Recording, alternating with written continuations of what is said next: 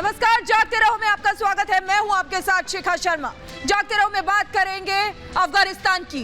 तालिबान पूरे अफगानिस्तान पर आतंक फैला रहा है, लेकिन पंजशीर में वो नाकामयाब है अब तक। इसलिए अब वो अपनी बौखलाहट पकड़े गए लड़ाकों और आम लोगों पर निकाल रहा है। पकड़े गए लड़ाकों को बीच सड़क गोलियों से भून डाला तालिबान ने।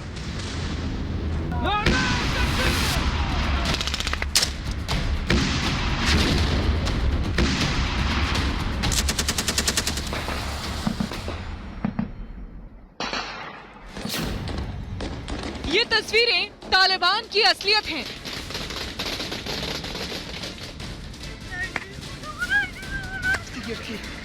ये तस्वीरें तालिबानी क्रूरता को दिखाने वाली हैं। पंजशीर से आई ये तस्वीरें तालिबान की बौखलाहट दिखा रही हैं। ये तस्वीरें पंजशीर के रोखा इलाके की हैं।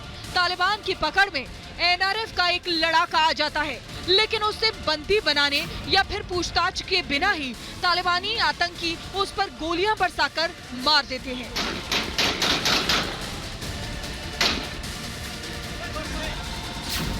दरअसल तालिबान इस बात से परेशान है कि पंजशीर में मसूद के लड़ाके लगातार उसके आतंकियों पर कहर बनकर टूट रहे हैं।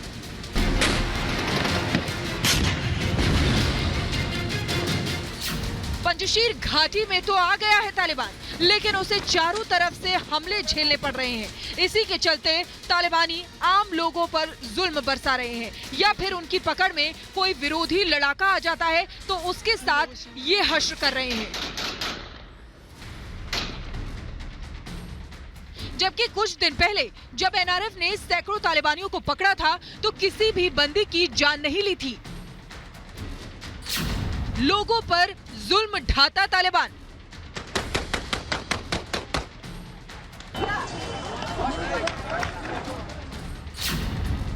झूठ फैलाता तालिबान। इस बीच तालिबान लगातार ये झूठ भी फैलाता रहा है कि पूरे पंजशीर पर उसका कब्जा हो गया है और जहां वो मौजूद है वहां सब शांति है। ये तस्वीर पंजशीर में मौजूद एक सैन्य अधिकारी मुस्तफा पंजशीरी की है, जो बाद में तालिबान से मिल गया था। ये लोगों में जाकर तालिबानी एजेंडा फैला रहा है कि तालिबानी किसी को नहीं मार रहे।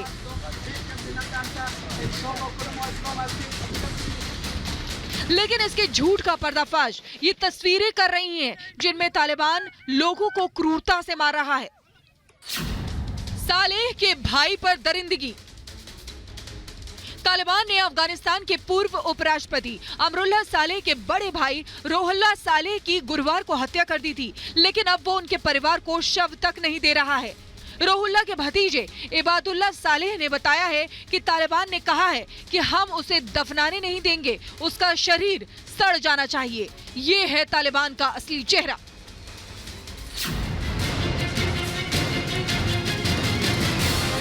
ये आतंकियों की सरकार है। जो सरकार आतंकियों से भरी हो, उससे और उम्मीद ही क्या हो सकती है।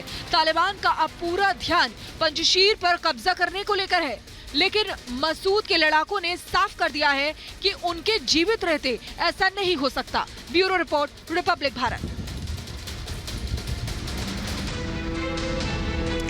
आज 9/11 है। आज ही के दिन यानी 11 सितंबर को 20 साल पहले अमेरिका में आतंकी हमला हुआ था।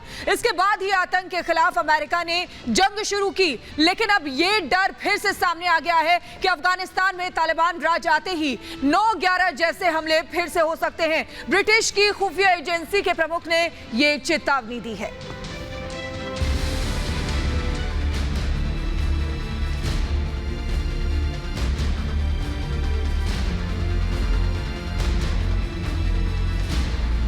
क्या फिर से दुनिया देखेगी आतंक की ऐसी तस्वीर?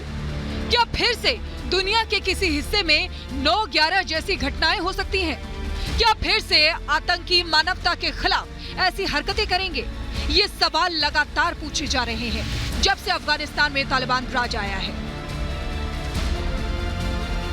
11 सितंबर 2001 यानी आज से ठीक 20 साल पहले दुनिया ये तस्वीरें देखकर दहल गई थी। आतंकियों ने न्यूयॉर्क के वर्ल्ड ट्रेड सेंटर पर हवाई जहाज टकरा दिए थे। हजारों लोगों की मौत हो गई थी। लेकिन अब 20 साल बाद एक बार फिर ऐसा ही खतरा दुनिया के सामने मंडराने लगा है।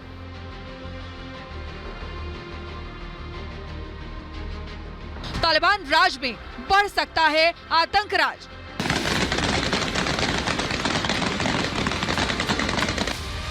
फिर हो सकते हैं 9/11 जैसे हमले।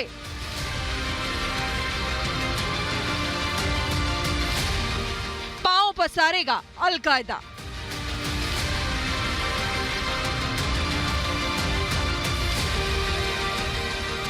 अफगानिस्तान में अब तालिबानी आतंकियों का झंडा लहरा रहा है। हर जगह से अफगानिस्तान का झंडा उतार दिया गया है। तालिबान अपने अंतरिम सरकार की घोषणा कर चुका है, जिसमें उन आतंकियों के नाम हैं जो यूएन की लिस्ट में हैं, जिन पर करोड़ों के इनाम हैं। लेकिन अब ये सारे आतंकी एक देश की सरकार में हैं, वहां के मंत्री बन रहे हैं। और जब आतंकी मंत्री बनेंगे तो क्या होगा, ये खुद ही सोचा जा सकता है। ब्रिटेन की खुफिया एजेंसी के प्रमुख केन मैकलम ने यह खतरा जताया है। केन मैकलम ने कहा है कि अफगानिस्तान की सत्ता में तालिबानियों के आने के बाद से दुनिया में 9/11 जैसे आतंकी हमलों का खतरा बढ़ जाएगा। सबसे ज्यादा खतरा ब्रिटेन को हो सकता है। अल-कायदा भी ताकतवर हो सकता है। तालिबान के आते ही हक्कानी नेटवर्क सामने आ गया। ISIS खुरासान के आतंकी आ गए। अल-कायदा तो वैसे भी तालिबान का पुराना मित्र माना जाता है। तालिबान ने अफगानिस्तान में अल-कायदा और उसके चीफ ओसामा बिन लादेन को 2 दशक पहले अफगानिस्तान में जगह दी थी। फिर 20 साल जब तक अमेरिकी सेना यहाँ रही, ये आतंकी गुट कहीं छिपे रहे। अब तालिबान ने तो अफगानिस्तान में सरकार बना ही ली है, तो वहीं अल-कायदा भी फिर सामने आ गया है। अल-कायदा के आतंकी फिदाइन हमले में माहिर माने जाते हैं। अब ये डर सताने लगा है कि 20 साल में ये आतंकी और ताकतवर हो गए हैं, क्योंकि जाते जाते अमेरिका अपना पूरा असला भी यहाँ छोड़ गया है। कई बड़े देश तालिबान सरकार को मान्यता देने के लिए तैयार बैठे हैं और तालिबान के समर्थन से अल-कायदा समेत दूसरे आतंकी गुट वापस आतंक मचाने के लिए तैयार बैठे हैं। Bureau report, Republic Bharat. और 20 साल तक अमेरिका अफगानिस्तान में रहा है। आज अमेरिका 9/11 की 20वीं बरसी मना रहा है। वहीं 20 साल बाद अफगानिस्तान में तालिबान राज है। इतनी लंबी जंग में हासिल क्या हुआ, ये बड़ा सवाल है।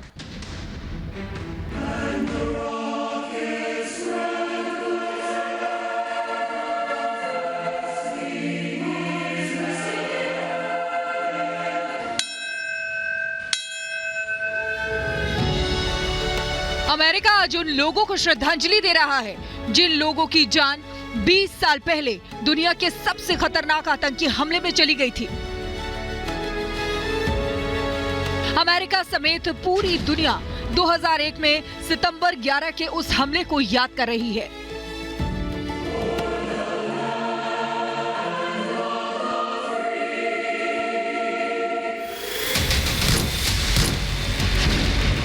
यही वो दिन था जिसके बाद अमेरिका ने अफगानिस्तान में आतंक के खिलाफ जंग छेड़ी थी। पूरे 20 साल हो गए हैं। अमेरिका भी अफगानिस्तान से जा चुका है, लेकिन अफगानिस्तान में एक बार फिर आतंकवाद की जड़ें गहरी होती जा रही हैं।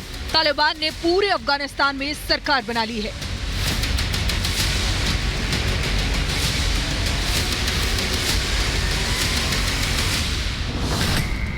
अमेरिका को मुंह चिढ़ाता तालिबान। अमेरिका गया, तालिबान राज आया।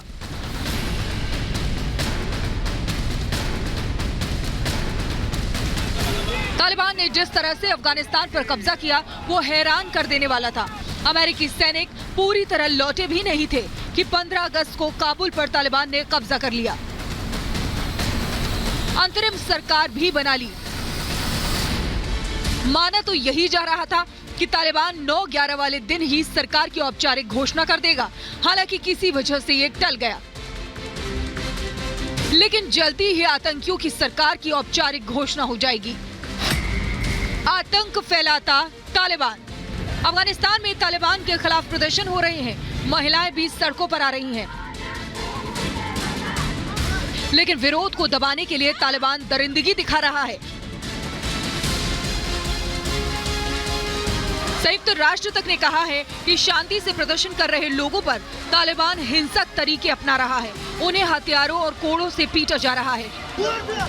कई लोग तालिबानी क्रूरता के चलते मारे जा चुके हैं।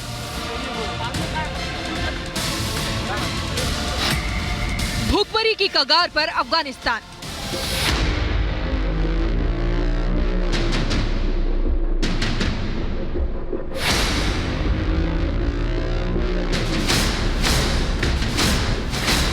तालिबान जीत का जश्न मना रहा है। अमेरिका और उसके मित्र देशों को आंख दिखा रहा है। उसके आतंकी झूला झूल रहे हैं। लेकिन अफगानिस्तान की आम जनता नरक जैसे माहौल में जी रही है। अफगानिस्तान की जनता महंगाई, भूखमरी और गरीबी से जूझ रही है। जनता भूखमरी से मरने की कगार पर खड़ी है। संयुक्त राष्ट्र की रिपोर्ट कहती है कि अफगानिस्तान में वर्ल्ड फूड प्रोग्राम के पास मौजूद खाद्य पदार्थों का स्टॉक सितंबर में खत्म हो जाएगा। अफगानिस्तान दाने दाने को मोहताज हो जाएगा। लेकिन तालिबान को इसकी फिक्र नहीं है। अफगानिस्तान फिर उसी हाल में पहुंच गया है जैसा कि 20 साल पहले था।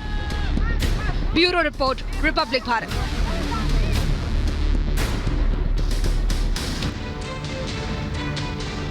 वैसे खबर यह भी आ रही है कि जो देश तालिबान के सबसे बड़े हितैषी बन रहे हैं उन्हें भी उसका खतरा सताने लगा है। पाकिस्तानी खुफिया एजेंसी ISI ने एक मीटिंग बुलाई जिसमें चीन, रूस समेत कुछ दूसरे देशों ने हिस्सा लिया। खबर है कि इसमें इस बात पर विचार किया गया कि तालिबान के आने से उनके लिए क्या खतरा बढ़ सकता है।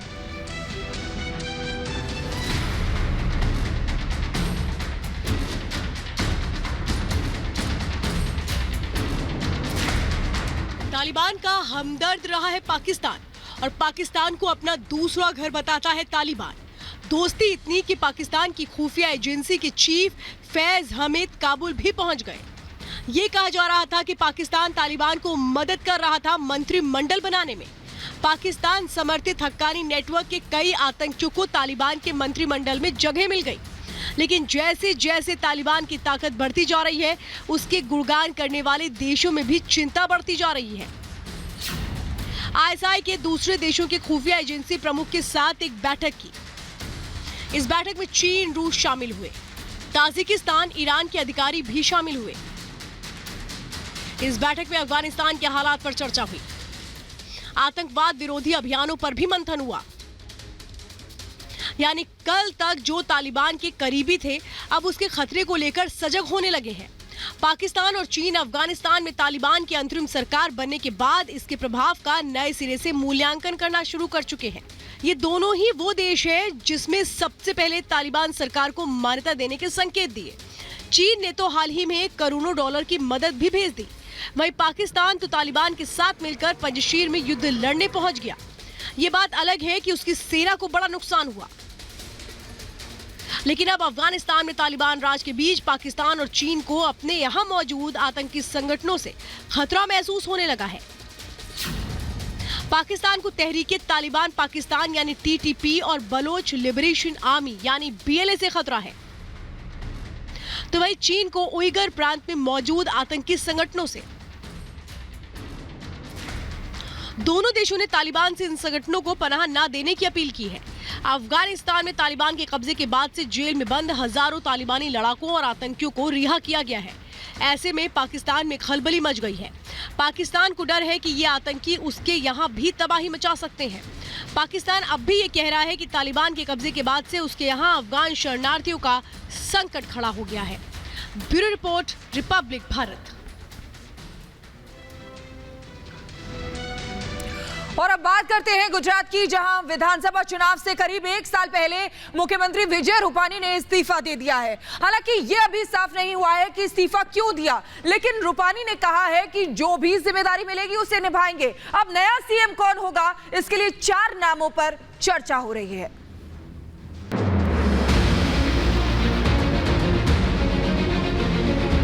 अब मुझे पार्टी का द्वारा जो भी जिम्मेवारी मिलेगी उसका मैं संपूर्ण दायित्व में अवश्य काम करता रहूंगा। गुजरात के मुख्यमंत्री विजय रूपानी ने आज अचानक पद से इस्तीफा दे दिया। गुजरात में अगले साल ही विधानसभा चुनाव होने वाले हैं। उससे पहले रूपाणी का ये इस्तीफा काफी चौंकाने वाला है। हालांकि रूपाणी का कहना है कि उन्हें आगे भी जो जिम्मेदारी दी जाएगी उसे निभाएंगे। मैंने गुजरात के मुख्यमंत्री पद के दायित्व से त्याग पत्र दिया है। मुझे पार्टी का द्वारा जो भी जवाब जिम्मेवारी मिलेगी उसका मैं संपूर्ण दायित्व और नए ऊर्जा के साथ प्रधानमंत्री जी के नेतृत्व में माननीय राष्ट्रीय अध्यक्ष जी के मार्गदर्शन में मैं अवश्य काम करता रहूंगा। नया नेता चुनने के लिए बीजेपी ने गांधीनगर में रविवार को विधायक दल की बैठक बुलाई है। वैसे रूपाणी के इस्तीफे के बाद राज्य में नए मुख्यमंत्री को लेकर अटकलें तेज हो गई हैं। अब तक 4 नाम सीएम पद के लिए सामने आए हैं। इनमें केंद्रीय मंत्री मनसुख मंडाविया, पुरुषोत्तम रूपाला, राज्य के कृषि मंत्री आरसी फालदू और उप मुख्यमंत्री नितिन पटेल शामिल हैं। इसके अलावा सीआर पाटिल के नाम की भी चर्चा है। भारतीय जनता पार्टी के विधायक दल की एक बैठक कल मिल सकती है और इस बैठक में भारतीय जनता पार्टी के सारे विधायक रहेंगे और इसमें सेंटर से निरीक्षक भी आएंगे, जो हमारी एक सामान्य प्रक्रिया है। और इस मीटिंग के अंदर गुजरात के नए मुख्यमंत्री का चयन होगा। रूपाणी के इस्तीफे के बाद कांग्रेस को बीजेपी पर निशाना लगाने का मौका मिल गया है। गुजरात की जनता ने ठान लिया है कि जब हमको जरूरत थी जवाब नहीं देने वाली इस भारतीय जनता पार्टी को हम गुजरात से बदलेंगे। गांव गरीब और किसान की बात सुनने वाली गांधीनगर में सरकार बनाएंगे।